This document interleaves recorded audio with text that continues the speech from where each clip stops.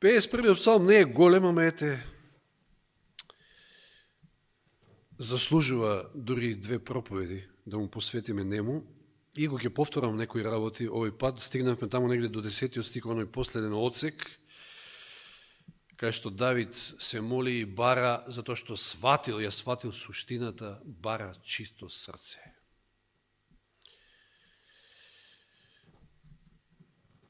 Но, да се подсетиме, ова е многу значајно, затоа што 51 псалм, како покајнички псалм, псалм Давидов,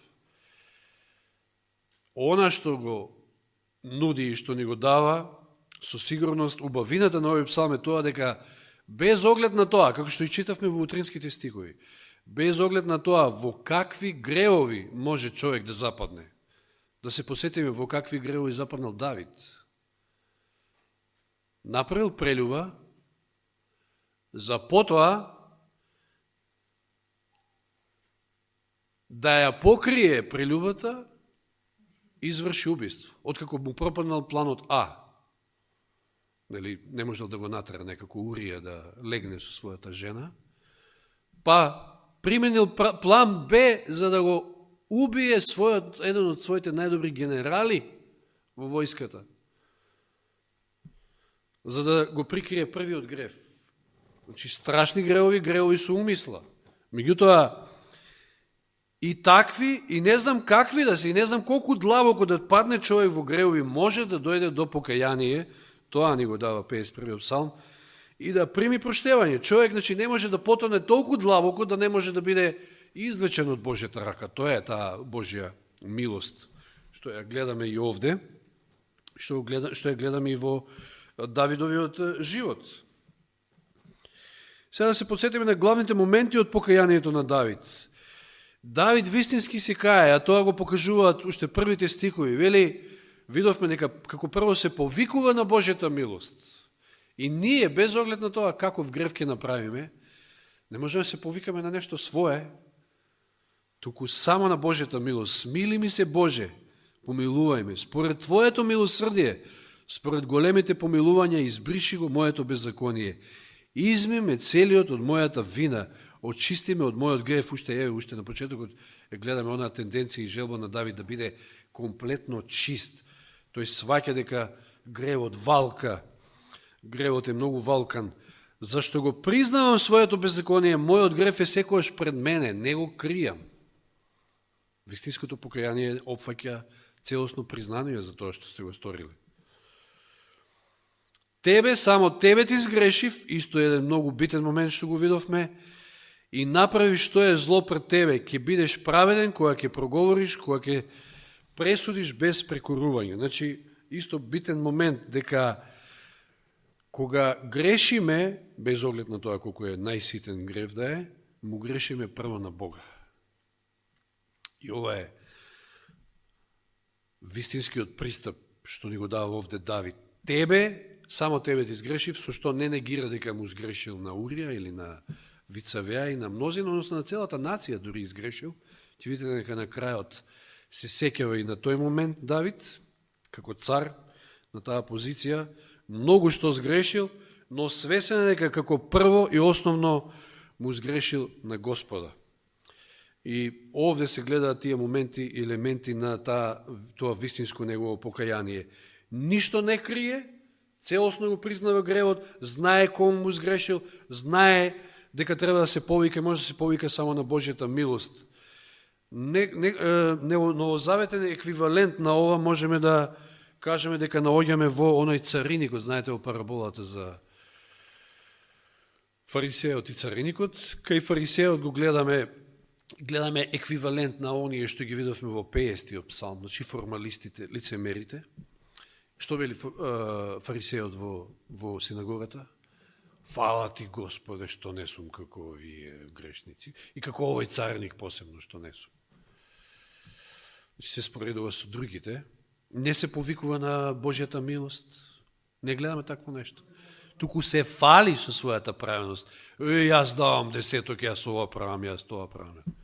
Ама он не замина оправдан, туку оправдан замина цариникот, кој што стоеше далеку, вели, и не сакаше ни очите да ги подигне, кон небото, затоа што е свесен дека е грешен, дека е недостоен, и се удираше по градите и велеше: Боже, истите зборови на Давид, биди милостив спрема мене грешникот. Се повикува и тој на Божјата милост. Ништо, нема никаква фалба тука, целосно е скршен, целосно признава, знае дека е грешен, недостоен и се повикува на Божјата милост и бара да му биде простено, и тој го добива, ја добива прошката. Тој заминува оправдан, како што вели таму во параболата Исус. И како што некој вели, сум слушал и на проповеди, се помалку и помалку се зборува за гревот во проповедите, се помалку и помалку се зборува за покаяние, затоа што овој повик може навистина да биде понижувачки, знаете, за човекот. Како што спомнав минатиот пат, ние како луѓе имаме некој свој дигнитет, некоја своја гордост, па знаете сега, или некоја репутација, не знаат како вакви, како такви, сега, ако сте ја зезнале работата, значи нешто сте сгрешиле, и сега како да признаете, па ќе се разбере дека сте Борче направил тоа и тоа. И ако ви е побитно тоа, и тоа навистина е понижу, пазите, како беше во Стариот Завет, што требаше грешникот да направи? Да донесе јагне, само за да го донесе до, знаете на колку беше 1 километар, на колку растојание беше светилиштето, значи во средината, а племињата распоредени од околу, и сега вие требате, сите ве гледаат дека носите јагне, сите гледаат дека нешто сте сгрешиле, свесни се, и одите да го однесете и да го заколете и со своји раце таму, на олтарот, во предворието. Тоа е понижувачко. Значи, и во денешно време, поготово човек, кој што може му е битна толку репутацијата и тоа што луѓето мислат за него. Меѓутоа, пред Бога не смееме да се воздржуваме воопшто, да го направиме тој чекор, затоа што Бог едноставно не може да не одговори на ваков повик, како што и сам Давид ќе каже подосна во Псалмот: нема да го презреш, односно отфрлиш, Боже, понизното и покајничко срце. Господ тоа бара. Господ едва и чека да се покајаме и да признаеме. И кога човек се кае, доаѓа таков каков што е, како што тоа го гледаме кај Давид, и со гревот таков каков што е. Нема да го разубавува или било што, неговото искуство, не, ќе го признае таков како што е. Јас идам таков каков што сум. 111. Ја пееме за Света вечера. Баш убава песна, пригодна песна баш за Светата причест. Еве ќе ја прочитам јас, иако англиската оригинална верзија не се истите зборови, ама има сличности, многу е убава и доволно убава и на македонски. Јас идам таков каков што сум, да ти го дадам срцето. Тоа е тоа. Ти викаш грешника и себе: о јагне Божие, еве ме. Јас знам за моите гревои се, ме мори тешка мака знај. Кон тебе сега доаѓам, о јагне Божие, прими ме.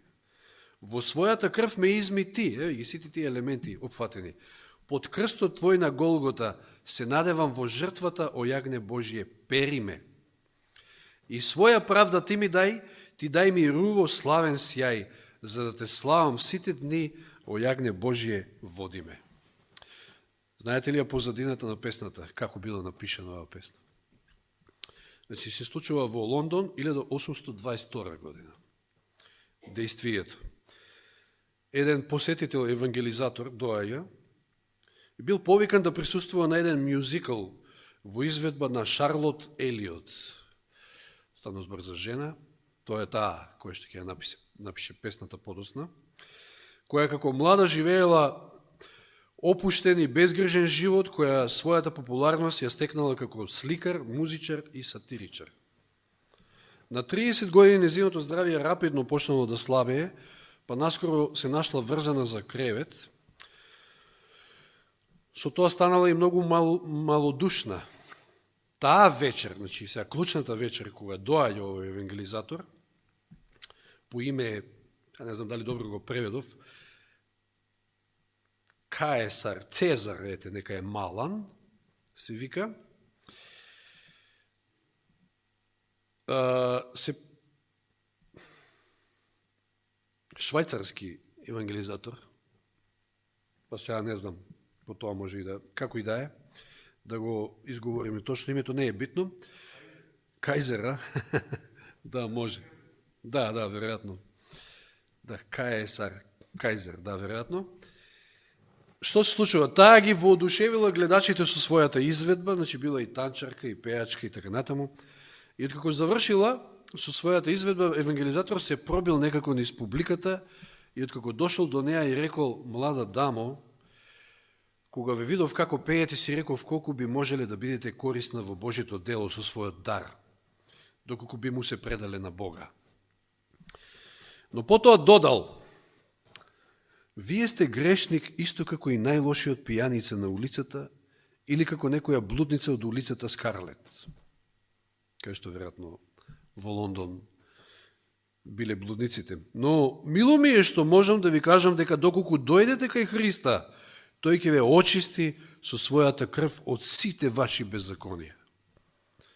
Меѓутоа таа се налутила на овие зборови, секако ја ословил како грешница голема, и му се обратила и му рекла: многу сте нападен, Господине. И се оддалечила од него, а тој вели: не сакав да ве навредам, но се молам Духот Свети да ве осведочи. И што се случува? Истата таа вечер таа не можела да заспие од овие зборови што ги слушнала. Вели, во 2 часот наутро клекнала покрај својот кревет и му се предала на Христа. Потоа седнала и ја напишала песната: јас идам таков како што сум. Или таква каква што сум, во женски род.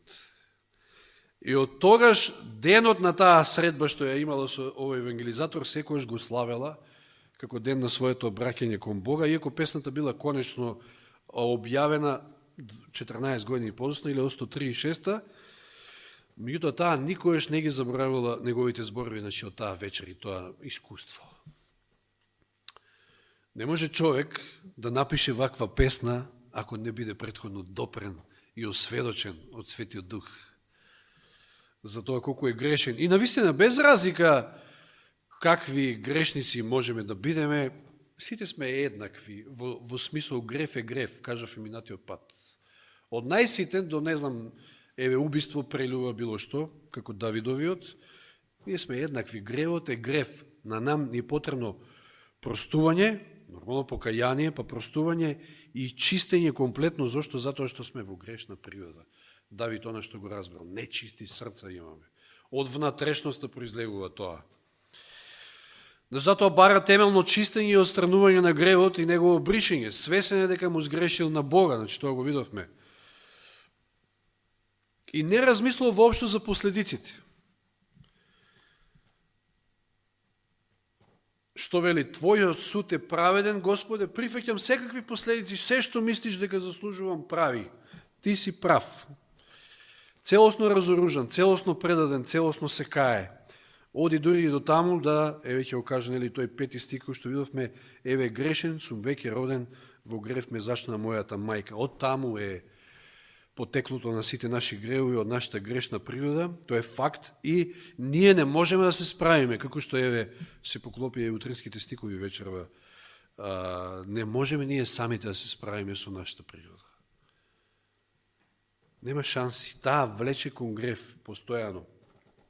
И тоа е оној суштински проблем кој што Давид многу добро го разбрал и затоа видовме, нели, свативме тоа дека сваќа дека мора да биде опран во крвта. Просиме со Исоп кој вели: ние знаеме и сваќаме дека само Исусовата крв може да не очисти од секој грев. Тој тоа не го знаел, значи како ветување, верувал дека ќе дојде еден ден Искупителот, меѓутоа ние знаеме, ние се повикуваме на Христовата крв и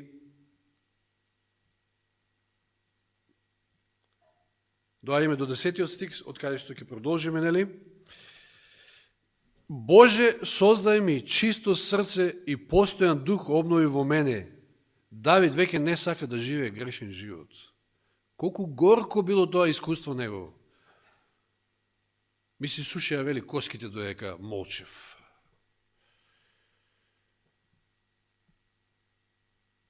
Не ме отфрла од твоето лице. Сватил што е најтешкото нешто. Да бидеш отфрлен од Бога. Не одземај го твојот свети дух од мене, што многу добро знаеш што е одзимање. Значи, ова е всушност доказ дека Светиот Дух не го напуштил, иако направил такви страшни греови. Веројатно се повикува на искуството на Саул. Многу добро го знаел. Саул добил Свети Дух на почетокот, меѓутоа знаете, после отстапил Светиот Дух од него и не само тоа, него вели, каде беше само стикот, Прво Самуилова 16:14 вели, а од Саул отстапи Духот Господов и зол дух, испратен од Господ, го мачеше. Немате вакуум. Не може да имате вакуум. Како? Музика. Убава музика со лирата Давид да му свири, точно. Значи, создај чисто срце, постојан дух обнови во мене, не ме отфрли од твоето лице, не одземај го твојот свети дух од мене. Го виде завршетокот на Саул и не сакаше тој така да заврши. Врати ми ја радоста на своето спасение и подкрепи ме со слободен дух. И спомнав минатиот пат, тука негде завршивме, создај, бара, истиот збор, како при создавањето на земјата и на сето друго. Истата креаторска сила Давид ја повикува на сцена, затоа што знае дека само Господ може да создаде чисто срце. Ние не можеме да се очистиме. Тоа е таа наша грешна природа што ја носиме со себе. Тоа е нановото раѓање, значи. Да го извади Господ тоа камено срце и да ни стави нови срца, чисти, на кои што, нели, потоа ветува дека ќе го запише и Божиот закон. Внатрешноста, срцето, тоа е она што е најважното. Од тука потекнуваат сите проблеми. Давид не сака веќе живот на грев, сака да живее чист, богоугоден живот, нов живот во светост и чистота. Давид знае дека само оние со чисти срца, иако нели Матеј 5:8 не бил запишан, меѓутоа знае, од Духот Свети е осведочен дека само оние со чисти срца што? Ќе го видат Бога. Спасение без чисто срце нема. Па и 6 стих од Матеј. Блажени се кои гладуваат и жеднуваат за правда. Давид е сега жеден и гладен за правда. Тоа е новиот живот. Откако се покајал, откако му е простено. Зошто вели тие ќе се наситат. Направил такви неправди, меѓутоа сега е нов човек, бара всушност во молитвата, нели, во 51-иот псалм, да стане нов човек, да Господ му даде ново срце и е гладен и жеден за правда, значи сосема се сменил. Кој реков, нели, која се моли, не одземај го Духот Свети од мене, опасно е, ова е опасен момент, опасно е да се делува спротивно на повиците на делувањето на Светиот Дух и човек наместо да се покае, да продолжи, значи, по тој пат. Тоа го видовме во случајот со Саул, знаеме како се случило. Опасно ќе било за Давид, веќе било опасно, цела година молчел и се криел, уште многу поопасно ќе било ако, замислите си, да го одбиел тој повик на Натан и да рече на зборовите, ти си тој човек, тој признал дека е тој човек, меѓутоа да рекол, не сум јас тој човек. Може да е другиот, може да е овој, јас не сум тој човек. Само праведност.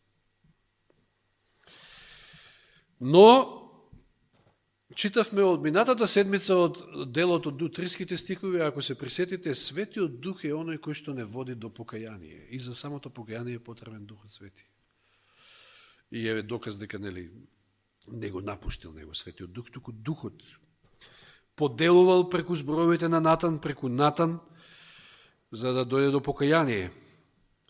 И како покаяни простено ние, очистени сме и тогаш ја имаме онаа радост. И често пати, знаете, ваквите искуства знаат да бидат и горчливи. Не е лесно чистењето на срцето. И сега тука можеме да ги спомнеме оние делови, нели, од 1 Петро 4:12 стихот, што беше утрески. Возлюбени мои, не чудете се на огненото испитување што се појави меѓу вас, за да ви искуша како да ви се случува нешто необично. Затоа што чистењето на срцето е процес, односно не е едноставно. Туку вели, радувајте се дека учествувате во Христовите страдања, 13 стих, за да можете да се радувате, да се веселите при откровението на Неговата слава. И, еве, јас пак ќе прочитам тој дел од цитатот од Рани списи. Бог ми покажа дека тој на својот народ му даде горчлива чаша да пие, за да ги прочисти и изчисти. При Давид имал многу горчлива чаша, морал да ја испие. Страшни гревови. Тоа е горчлив пијалак. И тие може да го направат, мислам, не само те гревови, па последиците во неговиот живот, па тоа уште било пострашно. И тоа е, вели, горчлив пијалак, и тие може да го направат уште погорчлив, значи уште погорчлив самите си го правиме погорчливо искуството со тоа што не слушаме, не ги слушаме тие повици на Духот Свети, туку мрмориме, се жалиме, негодуваме. Оние кои на овој начин ќе ја примат чашата, мора да добијат уште една, ако мрморат, нели? Ако не ја примат, ако не ја сватат првата чаша. Зошто? Затоа што првата него имала саканото дејство врз срцето. Ако ни втората не делува, ќе следи трета, четврта, се доека не се постигне саканиот резултат, во спротивно тие ќе останат погани, нечисти во срцето. Еве еден начин како Господ знае да го очисти нашето срце. Видов дека оваа горчлива чаша може да биде ублажена како? Значи ја загорчуваме со мрморење, со тоа што се жалиме, со тоа што негодуваме кога ни се случуваат некои ситуации, а не е едноставно, не е лесно.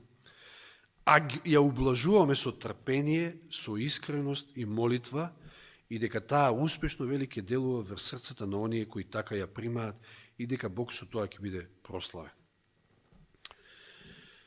Да дозволиме, значи, да Господ не прочисти, а тоа не е едноставно искуство, пак ќе кажам, знае да биде многу понижувачко, значи да дојдете кај Господа, да се покајате, да го признаете гревот, знае да биде наистина понижувачко, меѓутоа имате во предвид дека од другата страна го имате добриот Бог, милостивиот Бог, оној кој што едва и чека да не прими и да ни прости. И сега, откако е вратена радоста на спасението, како што вели во стихот, и како и не би кога срцето е чисто и духот е во него, и што следува 13 стих? Ке ги научам беззакониците на твоите патишта и грешниците ке ти се обратуваат. Ова е исто многу клучно. Зошто? Ова дава одговор на тоа зошто можеби ние нашите напори некојаш во тоа да ги осведочиме другите, грешниците, се слаби. Затоа што ние одиме да ја однесеме радост на веста, ама не ја носиме автентично, ние самите ја немаме можеби таа радост. Не сме примиле, можеби не сме очистени, можеби нам не ни е вратена радоста на спасението. Знаете што значи радоста на спасението? Да веруваш во овој момент дека си спасен. То не можеш да го изговориш, ама да веруваш. А можеш да веруваш само ако си чист, ако си во мир со Бога, ако си во Исуса Христа, а тоа значи дека нема осудување ако си во Исуса Христа. Тоа е тој момент. И тогаш ја имаш онаа радост на спасението и кога ќе му ја однесеш радостната вест на човекот надвор, тој тоа не може да не го забележи. Тогаш вели ќе ги научам беззакониците на твоите патишта и грешниците ќе се обратуваат. Дури тогаш, значи, можеме вистински да ја однесеме радостната вест на другите. И духот, силата на духот преку нас да може да делува и на нив. 14 стих 15. Ослободиме од пролената крв. Повторно се повикува Давид. Неколку пати. Ослободиме од пролената крв, значи од убиството. Боже, Боже Спасителу мој, нека мојот јазик се зарадува за Твојата правда. Нормално, не може човек да биде радосен во гревот. Господи, отвори ги моите усни, дури и тогаш ќе ги отвори нашите усни, и мојата уста ќе разгласува Твојата фала. Откако си очистен, откако ти е простено. Тогаш ја имаш силата, тогаш Господ ќе ти ја отвори и устата и ќе проповедаш и ќе сведочиш со полна уста, со полно срце, со полна радост. Ми текнува овде во овој момент и на Самарјанката, знаете како Исус настапил со неа, па слично како овој швајцарскиот што го читавме мисионер. Ја осудил малтене, односно и укажал на гревовите, дека била со 4, па и тој 5 не е маш и така натаму, таа се обидела да го сврти муабетот, сеќавате, меѓутоа, она искуство што го доживеала од Исуса, таква радост и дал. Таа Самарјанка која што се криела, гледала во најжешкото на пладне да дојде на изворот, на бунарот, се отрчала сета радостна во градот. Дојдете да се запознаете со оној кој што знае се за мене, ама ете пак ме сака. Значи, тоа е тоа што го доживеала. Дојдете да видите, веројатно тоа е Месијата. Тоа е тој допир на Духот Свети. Без разлика што Исус така настапил, меѓутоа мора да бидеш осведочен. Светиот Дух прво треба да те осведочи за грев, па за правда и суд, нели? И потоа очистен, оправдан, кога Господ ќе ти рече, како и на жената фатена во прелюба, оди и јас не те осудувам, тогаш е слободата, тогаш е радоста. 51 псалм, 16-17 стих, ова е оној дел кој што има врска со 50 псалм, само малку ќе го фатиме оти, веќе го поминавме 50 псалм. Не ти се мили жртви, Давид ја сваќа суштината. Сеќавате во 50 псалм зборувавме за формалистите, за лицемерите, кои што трчаат, жртви, носаат, меѓутоа срцето е тоа кој што Господ го бара. Неформалното служење. И Давид тоа го сваќа. Вели, не ти се мили жртви, кога би принесувал паленици. Ти не би ја примил. Смирениот дух е жртва на Бога. Нема да го презреш, Боже, понизното и покајничко срце. Тоа Бог бара. Ако си сгрешил, Бог бара покајничко срце. Или, за да бидеш целосно Негов, го бара целото срце.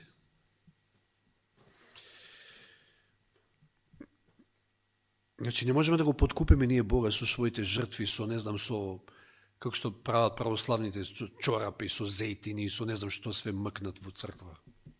Пари оставаат пред икони или не знам што. А надвор се и крадци, и прелюбодејци, и лажговци, и се. И ќе отидат 2 пати или 3 пати во црква, или некој може би малку почесто, и ќе остави некој дар, и со тоа ќе го подкупи Бога. Не. Не е тоа начинот. Срцето го бара Бог. И Давид на крајот посредува во молитва за нацијата, оти и таа била на удар заради неговите гревови. Тој е свесен. И човек кој што е обратен, човек кој што е очистен, не може да не биде свртен кон другите. Значи да им ја пренесе и веста, но и да се моли и да посредува за нив. Тоа се последните 2 стиха од Псалмот, 18 и 19, иако овде е искористен фигуративен речник, не е ова буквално, но да ги прочитаме. Биди му милостив на Сион со својата добрина и пак изгради ги Иерусалимските ѕидови. Изгради го домот Божи, изгради го Божиот народ. Тоа сака да каже Давид. Тогаш ќе ти бидат мили правените жртви, приноси и паленици, и тогаш ќе бидат принесувани телиња на твојот жртвеник. Кога ќе ги исправат своите срца кон тебе, кога ќе бидат со чисти срца, тогаш и палениците нивни и жртвите ќе бидат примени, затоа што се принесени од чисто срце, од срце. Заклучокот на крајот, повторно неколку пати го спомнавме. Прво послание до Тимотеј 1.15. Ова се Павлови зборови. До Тимотеј. Павле вели, верно е словото и достојно за полно примање. Христос, Христос Исус дојде во светот да ги спаси грешниците, од кои сум прв јас. Тоа е Павле. ништо не крие, ништо не задржува, исто како Давид. Павле знаел кој бил. Павле знаел дека многу животи били изгубени заради него. Ако он не одзел лично живот, имал така наречена командна одговорност, нели што велеме. Ако Господ му простил на Давид, убиец, прелюбник, ако Господ му простил на Павле, што ја гонел Божјата црква, убиваше христијани, па зар на мене и на тебе нема да ни прости? Тоа е пораката на 51-иот псалм. Тоа е она охрабрување што можеме да го добиеме. Не може толку длабоко човекот да западне во тињата на гревот, пак да кажам, каде Божјата милостива рака не би можела да го досегне. Тоа е оно што треба да го имаме на ум. И воопшто да не се воздржуваме и да не чекаме да гаиме грев во своите души, туку да му пристапиме на Бога, кон Бога, затоа што тој е милостив, затоа што тој е љубов, затоа што тој простува. И да не забравиме оне вториот дел, кој што често пати можеби не се спомнува, даваме нагласок на првиот, меѓутоа тој не остава не казнет грешник за неговиот грев. Па зошто да не казни, зошто да пиеме онаа последната чаша на Божиот гнев, подобро да ги испиеме оние помалите горки чаши и да не ја испиеме таа, да се покаеме, да го ставиме гревот, затоа што тој е милостив, да ни ги очисти срцата и со тоа ќе имаме и радост, и мир, и што е најбитно спасение. Слава на Господа што направил се од своја страна за да ни го обезбеди тоа спасение и што имаме вакви прекрасни псалми како овој Давидов, еден од најубавите можеби, за да не поучи на тоа дека Бог е љубов, Бог е милостив, Бог простува, а ние само треба да дојдеме кај Него со чисти, односно од срце, без воздршка, да му признаеме се што треба и тој ќе ни прости, ќе ни ги очисти срцата, ќе го избрише секој грев како никогаш да не сме сгрешиле. Слава нека му е. Амин.